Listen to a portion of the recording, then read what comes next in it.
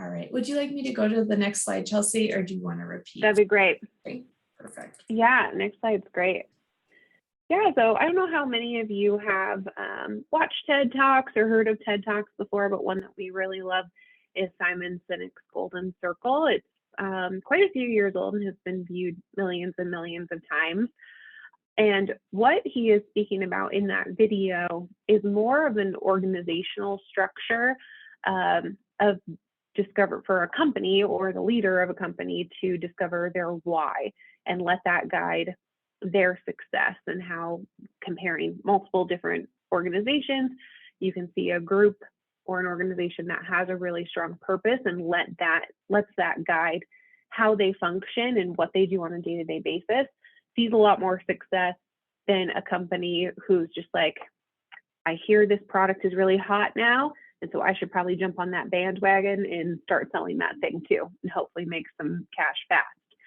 And we see that same sort of why, how, what to function pretty similarly as individuals who are pursuing a college degree. So the students who we have seen come into college with a really strong purpose of why they're coming back, or why they're starting to begin with, why they chose their major, why they chose Boise State, and then letting that guide how they're going to pursue their degree, how they're going to structure their schedule, and what they're going to do on a day-to-day basis, tend to be more successful, earn higher grades, or just have a more positive experience as a college student than the students who kind of have the opposite plan of action, which is, well, I'm coming to college because that's what I'm supposed to do. And that's how I get a good job one day, is I have to do this. And I see it as a means to an end. And starting with that, what am I doing? I'm getting a degree. How am I doing that? I'm coming to Boise State and going to classes. Why? Because I have to. That's not necessarily the best plan of action for long term. When you don't have that purpose in place that you can return to on a regular basis when the going gets tough, it can be really hard to find that motivation on a daily basis to do those little things that get you to that end goal. And so we would encourage all of you, if you haven't yet, to really sit down and think about what your purpose is for coming to Boise State and pursuing this specific degree, and put that in a place where you can, call back to it in those times where things get tough and you need a little reminder of why you're taking these actions.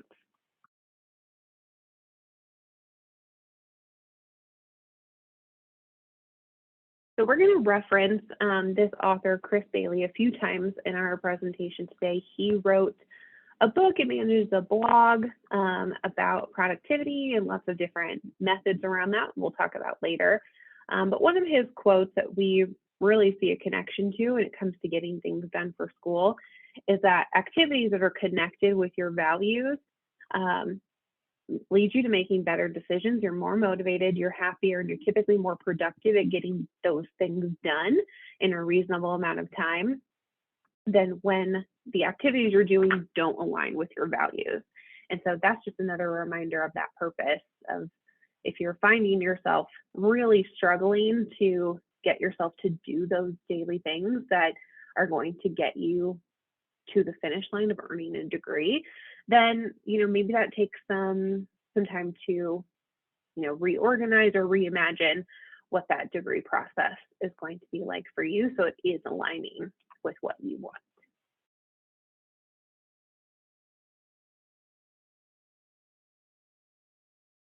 And yeah, when you're thinking about motivation is the thing that I feel like at times we talk to students about the most, but also we have the least amount of control over.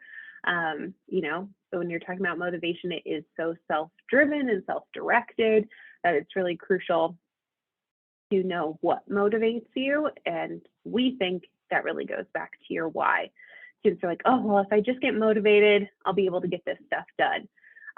But motivation doesn't just come out of nowhere. Usually we need something that's motivating us. And so recognizing that why and kind of filling in the gap between why am I here and how do I get myself motivated to get there is through goal setting. And what we recommend with goal setting is setting SMART goals. And if you never heard of a SMART goal, SMART is an acronym that stands for specific, measurable, attainable, realistic, and time sensitive. And so setting these really specific, small, actionable steps that can help you get to that end goal of earning a degree or completing a course or completing a project can really spur that motivation. You know, completing a few things, checking a few things off usually gets us inspired to check a few more things off. And so instead of saying, I'm going to finish this project, I'm going to study for this test, being able to break those things down a little bit further can usually make it easy for us to take action than just focusing on, I need to get this grade in this course months from now.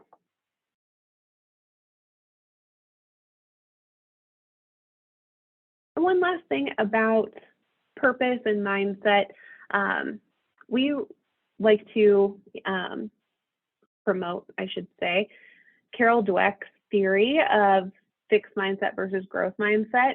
It is a theory, and all theories have their downfalls. But what this theory is looking at is how a student's mindset around school can really impact their perception of how they're going to succeed. And so students who recognize that college is challenging, courses are challenging, I don't know everything about this subject the day I step foot in this class, and I'm probably going to make some mistakes and not get 100% on everything. And that's okay. That's what I'm here to do, is learn. Tend to also have more positive experiences and develop some more transferable skills for future career paths. Then students on that left side of that graphic of the fixed mindset, who try to find ways to circumvent challenges because they're scary and anxiety producing, and they're really focused on that end goal of a grade proving that they've learned something or that they're capable of something.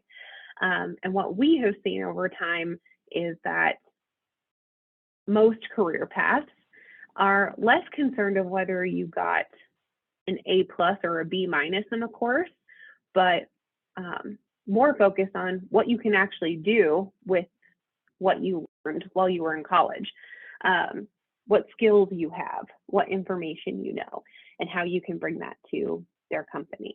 And so that's another thing that we like students to remember as well, is that there's a lot of growth that can happen in the journey.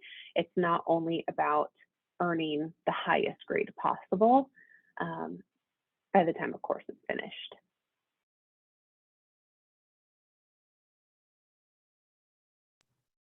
Thanks, Chelsea.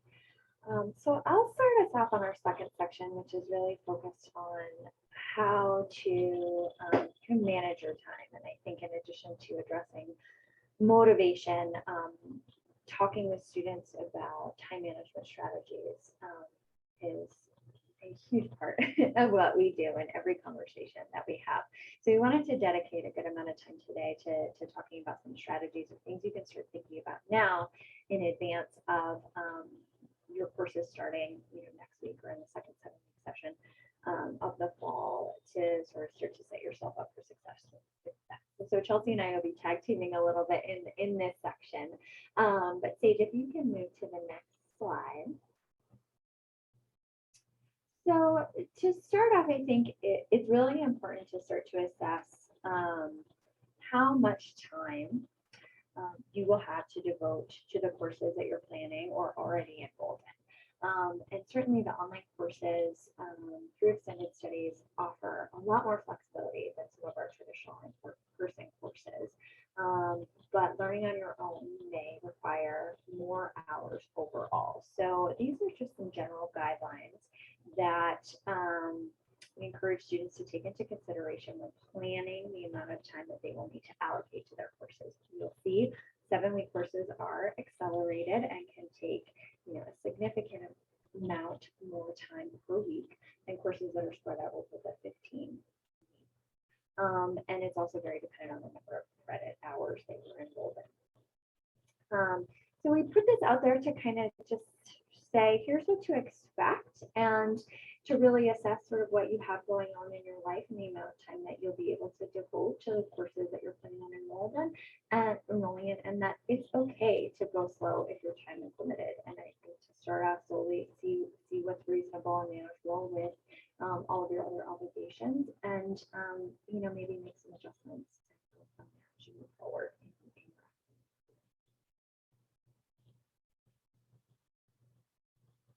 So in terms of finding the time, where and when am I going to find the time to devote to my courses? So that's the big question.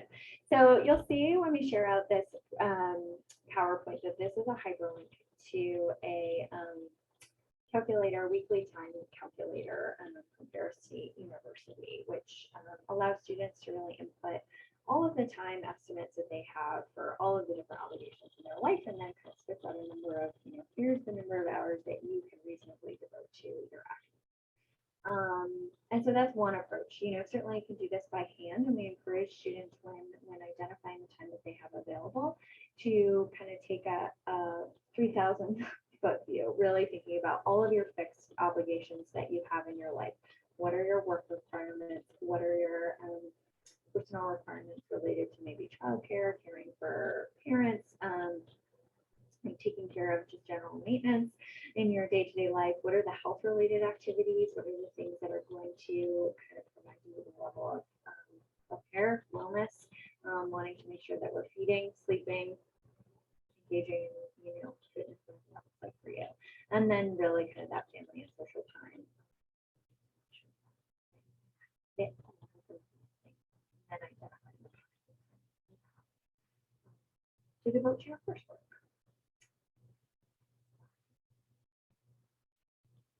So building on that, we really like this metaphor of rocks, pebbles, and sand.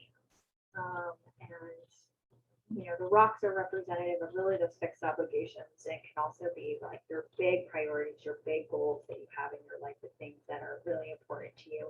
Pebbles are really the day-to-day routine, things that you have to do on an ongoing basis. And then sand are sort of those other activities that bring you joy and energize you, but may not necessarily always be tied to kind of like the big long-term goals. So in representing this metaphor, Sage, if you can go to the next slide, we like the visual of the top row. If you fill your glass jar with only those things that are kind of the filler, right? That may not be related to your long-term goals. The jar gets full really quickly, and we see this a lot with some of the students that we work with, who often are pulled down, social media rabbit holes, YouTube rabbit holes, spending time with their friends, relaxing, doing gaming, things like that. All of a sudden, there's not as much time in the day to focus on some of those other things that they're hoping to engage in. And you can see that the long-term goals for sure in this scenario. So if you click on the ideal scenario, we really prioritize kind of those big long-term goals, and we fill our cup with those first, or activities that are related to the first. So really going back to what Chelsea was talking about with respect to kind of motivation and having your goals really relate to your long-term goals, and then filling it with your day-to-day priorities. And then you'll see the sand can fill in kind of those. There's still time to fit it all in, but it's just sort of shifting how you want to prioritize it.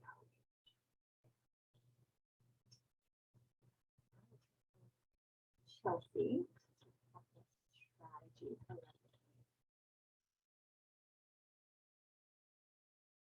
Yeah, so when it comes to planning, we're big proponents of it. We encourage anyone and everyone to do some sort of planning structure in their life. And one that we really recommend as a habit to get into is every weekend planning for the week ahead. And so starting on Saturdays or Sundays, looking at what's coming up that week with work, with school, with family, with your own personal priorities, and trying to map out the week really sets you up for success. It allows you, to not let things sneak up on you. If you're just planning day to day, things can come up that you weren't accounting for and maybe needed more than just the night before to prep for or the day of. It also helps you protect your time because time is a limited resource, and we want to make sure that we're, like Lindsay was just saying, giving our time to the things that are most important.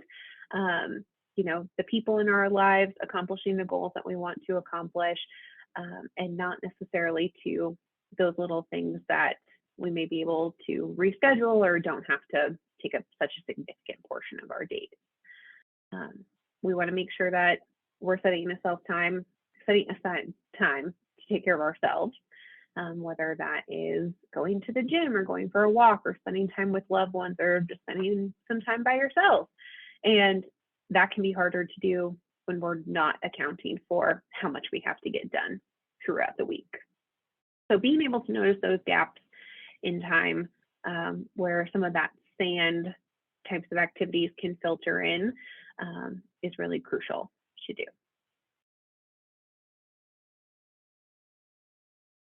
And so another Chris Bailey quote we love, when we get really busy, and we do this all the time with students when we're teaching them how to plan out their days and weeks, which is something that for our traditional student population, they may not have ever done before, is, we map out our fixed amounts of time. These are the times I have to go to work. These are the times I have to go to class. These are the times I have doctor's appointments. And then we see all this blank space on our calendar and we think, well, here's my to-do list. I'll just get it done in all of that blank space. But sometimes that means that we wait to do things until, I finally have time to sit down and do homework, but I'm really tired and my roommates are being really noisy, or I don't just really feel like doing this at this moment. Where, Chris Bailey's suggestion is to look at those blank spaces of time and not just see it as, well, I have free time to do something right now, but what are those times where I can focus, where I do have energy to complete a task, and how can I assign certain activities to be done at those times, depending on my attention level and my energy level. For me, reading textbooks was really hard when I was in college. I had to be very focused and I had to be in a very specific environment for me to focus. And so if I left those tasks to the time when all of my roommates were all hanging out and doing homework, I was not going to get that reading done. Or if I did, I wasn't really going to remember much of it. But that was the time I had allotted for myself to do that task. But we can get creative with that and kind of rethink when we need to get things done based on what is going to work best for us. So we have some suggestions of that when you're kind of planning out your weeks. These next few slides. So this is a screenshot of a Google Calendar layout for a week. And this is one for that might look familiar for some of you who have a full-time job, are not yet taking classes, and maybe don't have the additional demands that taking care of a family or loved ones might entail. So this is a person who, they work your standard 8 to 5 job. They have some time blocked out for social activities, for some self-care, for some errands and such. But they might look at this week and think, I get home around 5, 6 o'clock every day. My weekends are pretty much wide open. I've got plenty of time in the evenings and on weekends to take a class or two. In this next slide, we'll show you, this is what a schedule may look like if you're adding in one 7-week course. So earlier you probably saw that table that Lindsay laid out of how many hours per week we recommend for a 7-week course versus a 15-week course, depending on the number of credits.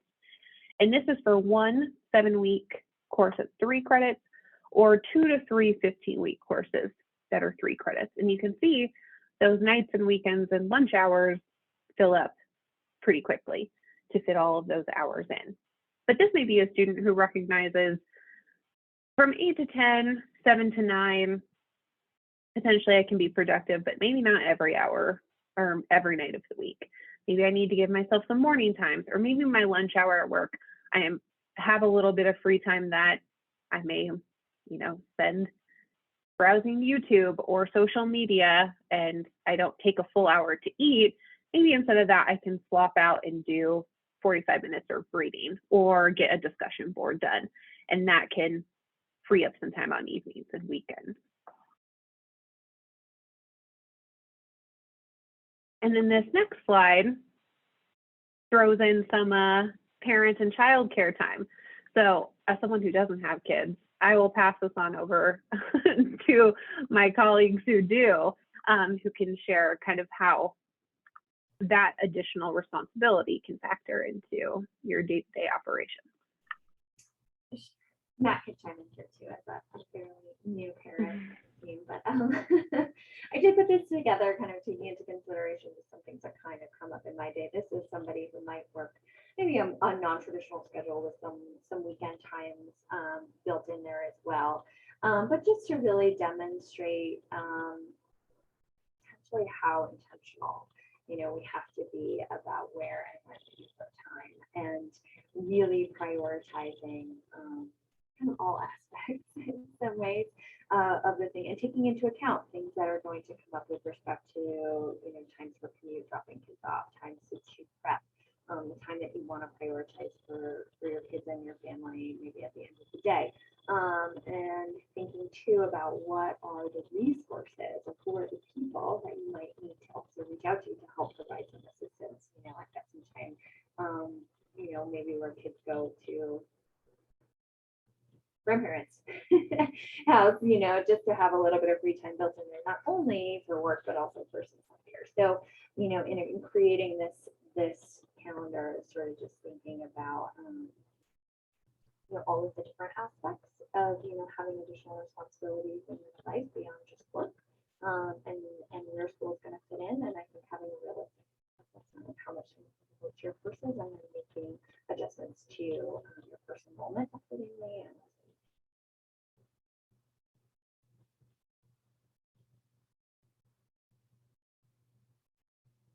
And then this slide just outlines how you can take that weekly planning and kind of expand it out a little bit further to, again, have a bigger picture of what is going to be happening throughout the semester. We really recommend that monthly planning when it comes to those bigger projects that need to get done. Again, thinking about SMART goals.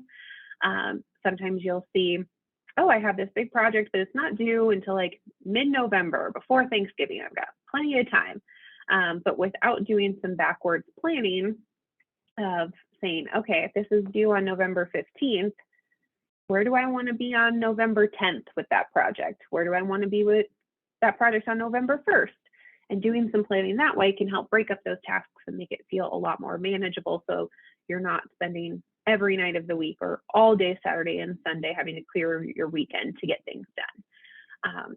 And at the start of the semester, we really recommend that overall semester planning. We have a calendar called a Semester at a Glance, which is a one-sheet legal sheet, so it's a little bit of a cheat, but a one sheet that outlines every day, Sunday through Saturday of an entire semester. And you can kind of jot down when are things due, when are big projects, and also when are some big things happening at work or in my personal life that I need to account for. And sometimes we have seen that to be very helpful for students who have a tendency to overwhelm their schedules because they have problems saying no, or they just really want to be involved and want to take all these classes and make the most of their time here. One time I did that with a student who, before the semester started, recognized he needed to cut back on the number of credits he was taking every semester. And then the first week he came in to meet with me and was enrolled in 18 credits. Which is a little bit of a disconnect from what we had previously talked about. So I gave him this tool and I said, hey, why don't you look at each of your syllabus for each class, jot down when things are due, and then you can kind of decide, do I have time to get everything done? And when he did that, he realized that for all of his classes, especially some of his more difficult courses in engineering and computer science, that all the classes tended to have the same due dates, or tests tended to fall on the same day or back-to-back days. And he recognized, like, oh, this is not going to be possible. I'm not going to be able to do my best work because I already have a tendency to not spread out that work and kind of procrastinate and let things build up. And I'm just not going to be able to do that. But now I have the opportunity to maybe withdraw from one of those classes. It's not going to, I don't have to pay for it. It's not going to get a W on my transcript. It'll be like it never even happened to begin with, and I can have a little bit more of a functional semester that's going to work for me, that he wouldn't have seen if he wouldn't have sat down and looked at the whole semester at one time. And so being able to do some of that planning can really make or break how things go and help with prioritization and help with, I think, our own stress levels and enjoyment of being in a learning environment and not just getting things done.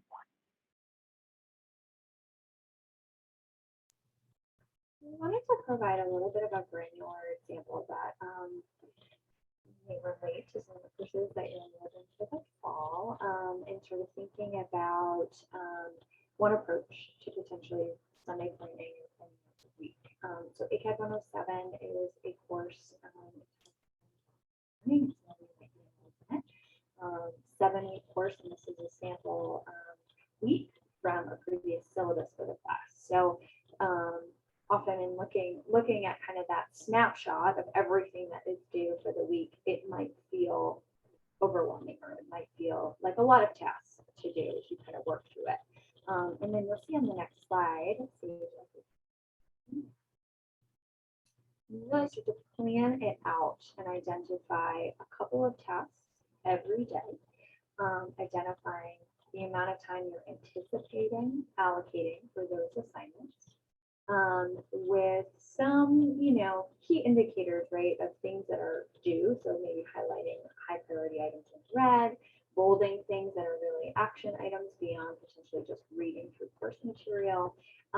It really allows you to spread out course content throughout a week, where there may be some days where you're really only doing 30 minutes of course content and you're still checking off all of the things on your to-do list, and also allowing for a couple of days where there actually isn't any work that you really have to engage with. And so doing something like this on an ongoing basis, where not only do you identify the pockets of time that you have available to coursework, but you then are very intentional about what activities are going to take place in those pockets of time, and kind of seeing how it works for you, trying a couple weeks like this, and then potentially making assessments, sort of depending on how things are going, how long tasks are taking, and what it is.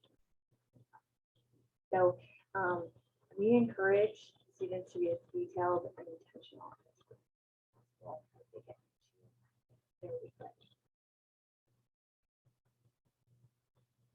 We've got lots of apps that we'll suggest, and you'll see these on the shared PowerPoint. We won't go through them all, but I think key takeaway here is we encourage students to limit the number of planners that they have. Sort of pick a tool that's going to work for you. We love Google Calendar, Boise State, but we know a lot of folks like paper planners, and that's great. Or maybe you have another app or another tool that you have in your work or your life that you like to use. But choosing one and just to kind of limit sort of the having to organize all of your organizers, right? We want to take out that challenge for folks.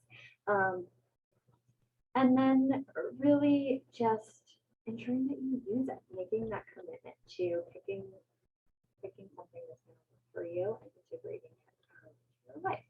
And if it doesn't work, committing to having a conversation with an advisor or some support staff or an instructor. So you'll see all of these available. Please, try some out, see what works. Just as a kind of reminder, is in creating a schedule for your life, and we really like this quote.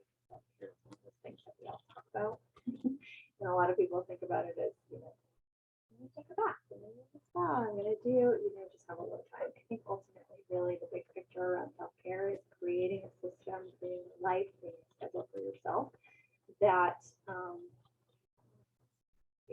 one that's sustainable, one that brings you joy, one that is fulfilling. And so kind of keeping that as the big picture. So I'll just pause there. Any questions? Anything in the chat that would be that would be helpful for us to touch on for time?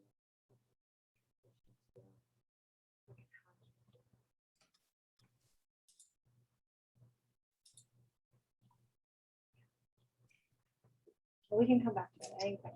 But we'll try and kick it over to my colleague now. Yeah, thank you. So, to this point, we've talked a lot about just establishing your why or purpose for coming back to school or coming to school. And certainly we've spent a lot of time on time management and some of the tools that are available to you there. I'm going to spend a little bit more time here just talking about building relationships in a support network and what it might look like just in terms of communication with the folks around you that are going to support your success here. And lastly, some of the tools that we have available at Boise State for you. So with that in mind, although this is a fully online program, can we go to the next slide, please? Communication is so important. So in any relationship, regardless if it's online or in person, we know that communication is key, and that's something that we really want to highlight here is you're getting back into your coursework online. And there's a few folks that we just wanted to highlight in particular.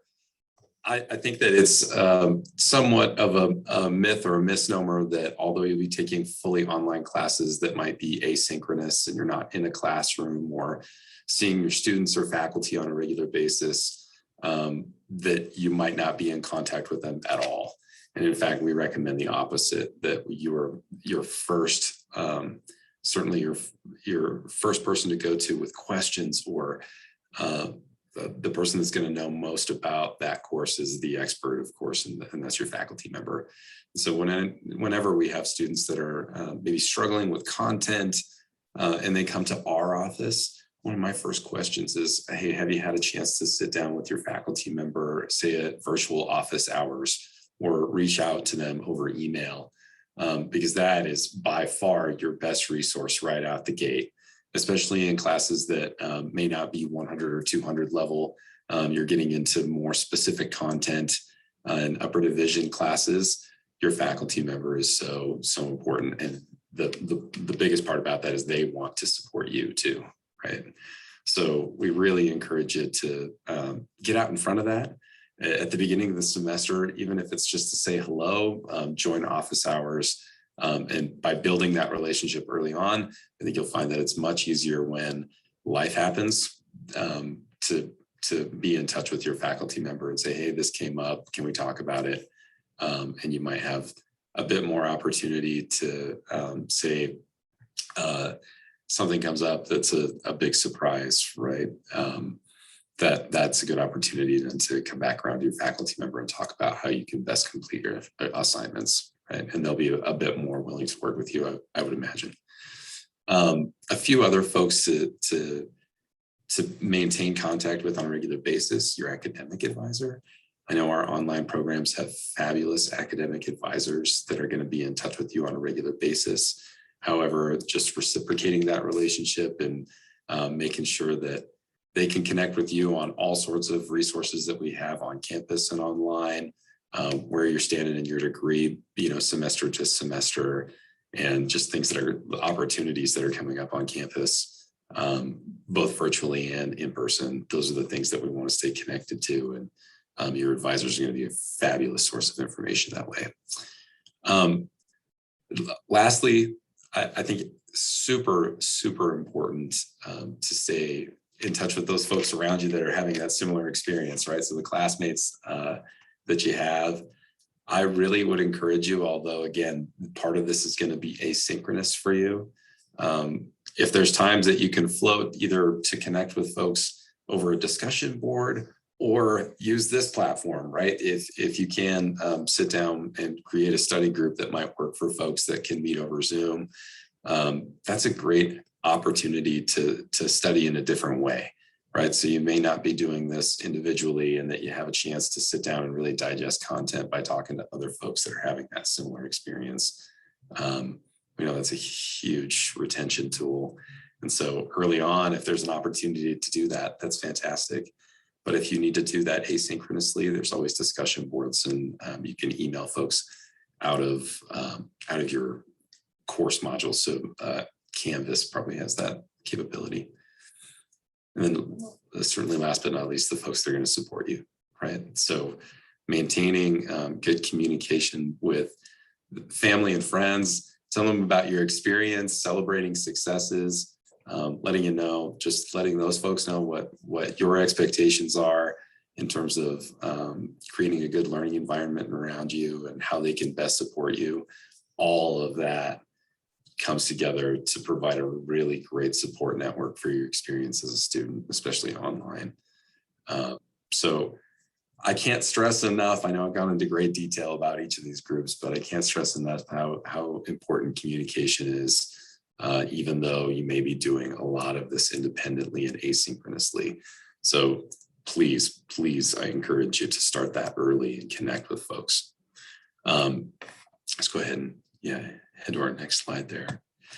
The other piece of this puzzle is certainly for just the physical aspect of it all, right, is making sure that you plan ahead for creating a conducive learning environment. So a lot of that is built in with your own organization. And I'm going to show you here in a few minutes some tools that you might use digitally to do that. But really making sure that you have a plan in place as the semester starts. Part of that is being here. So thank you for being here with us so we can discuss some of these ideas. But sitting down, in that first week and carving out some time to use your time management tools, find a space that's going to work for you and try and build in a consistent habit of using it, right? So we like for students to find early on, find a space that's going to work. That might be at home or away from home. Whatever's available to you where you find some focus and typically is free from distractions as much as possible. We know that working from home over this last year, there's lots of things going on potentially at your house, and we totally understand that. But finding a space where you can have some dedicated time, where you have those resources available to you and you know where they're going to be. So having a dedicated internet connection, right? Making sure that you have your laptop set up in a particular space that's repetitive can really help with lowering the stress of having to find that each time you need to sit down for class. So that's part of the, part of this game is just trying to get ahead and plan for the space that you need and try and consider those spaces ahead of time so that it's not an ongoing effort to try and find it each and every time you have to sit down for class. Right? One of those things that we like to take into consideration is trying to find a space that's not associated with something else that you typically do in your life, right? So when we talk about considering associations with particular spaces, often when we're talking with students on campus, that's trying to find a space that's not your bed or a couch, right? So those things that you usually associate with other parts of your life, like sleeping or relaxing, often your brain makes those types of associations, and it's easy then to fall back into those patterns when you're trying to get some work done as well, right? So thinking about a space that's going to allow you to really focus. And again, I know that that's different for everyone's situation.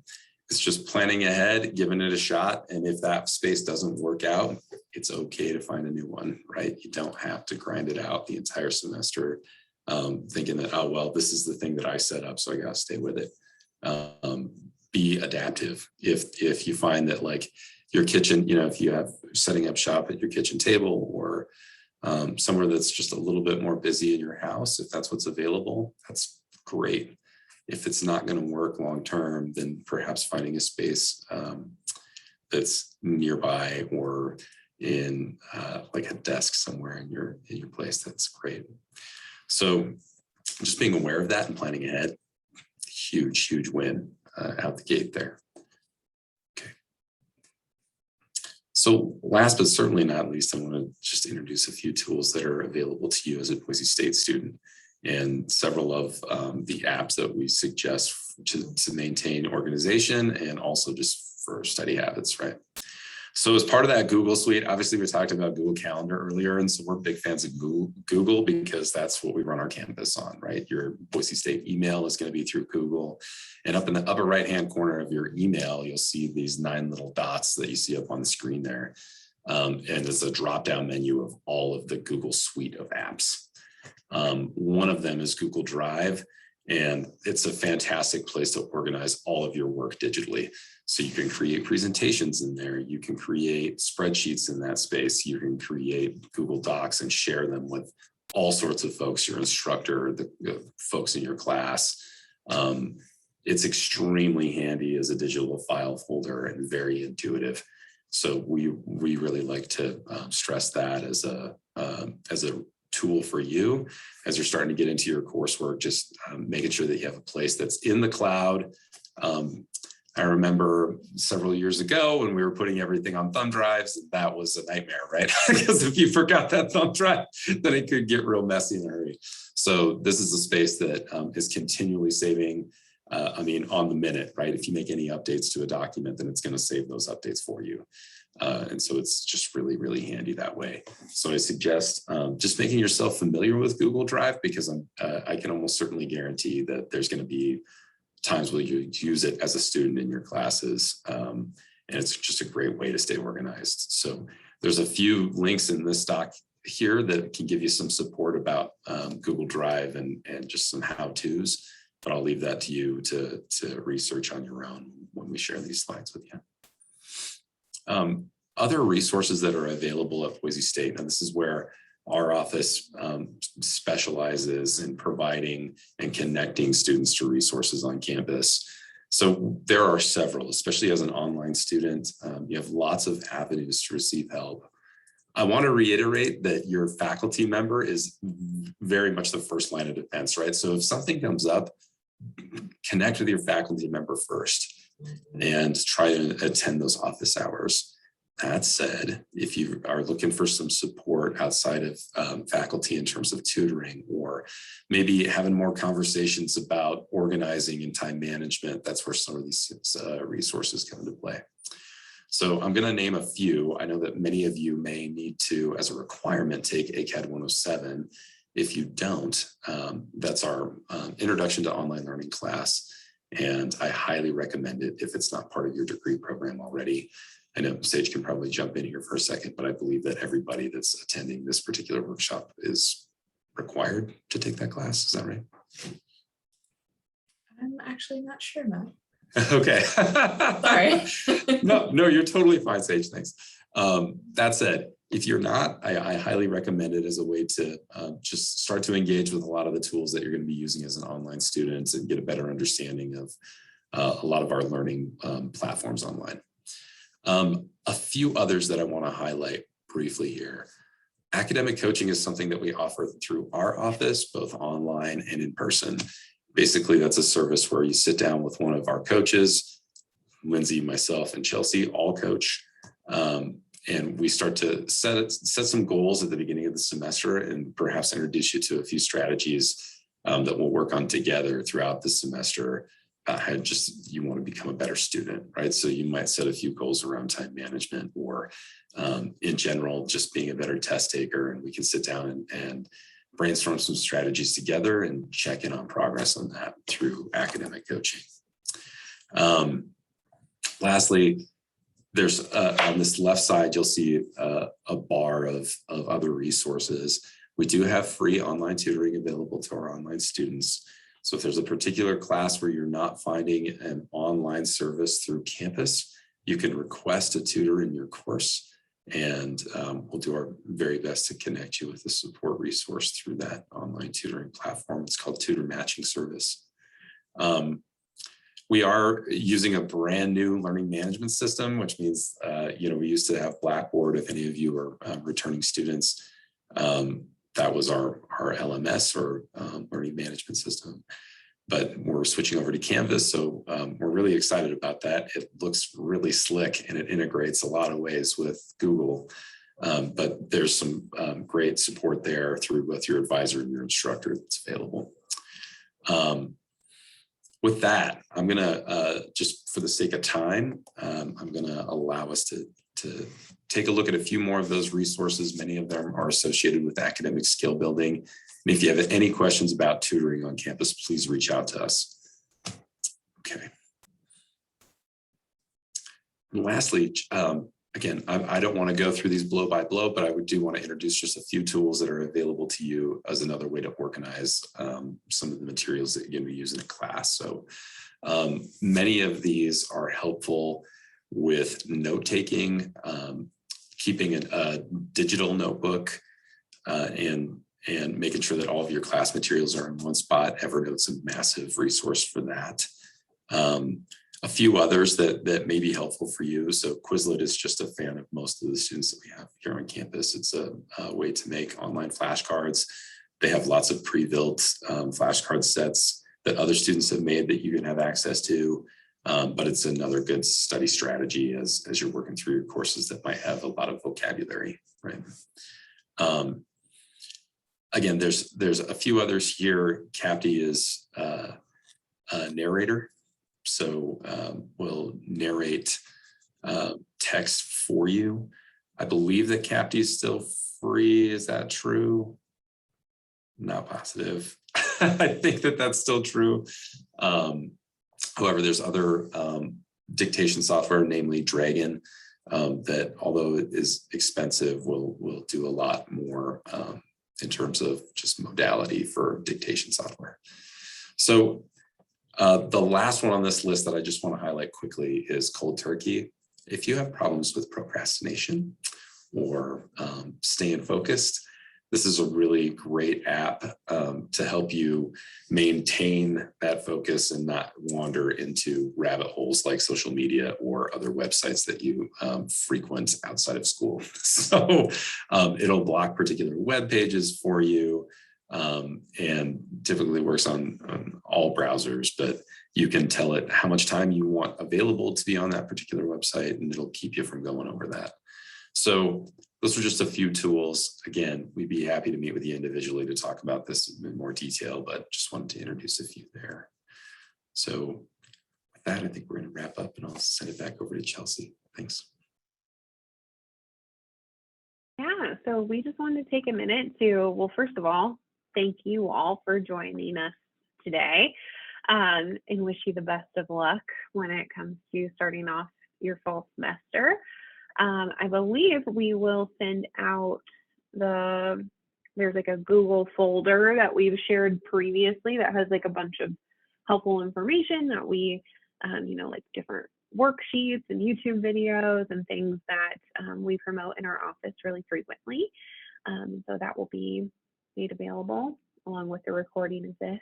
So, and then the next slide has all of our contact information. So like Sage mentioned, we all work at the Advising Academic Support Center on campus. All of us, along with our colleague Nico Diaz, who isn't here with us today, are available to help and support, along with a lot of other staff members over here. And we work really closely with your online advisors as well. So we all kind of stay in contact and are here to help and support you in whatever you may need. So with that, feel free to share, verbally in the chat, any questions that you have, anything that we didn't cover that you were hoping that we would.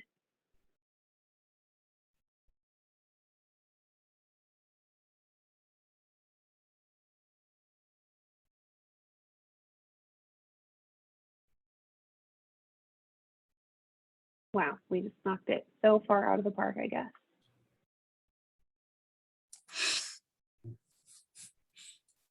Awesome.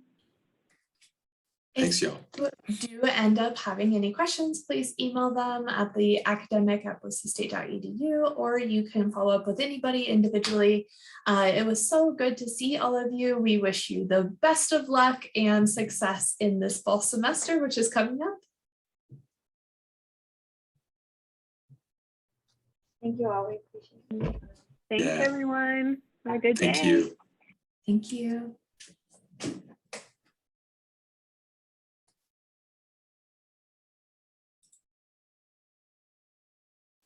All right. Woo. I am going to stop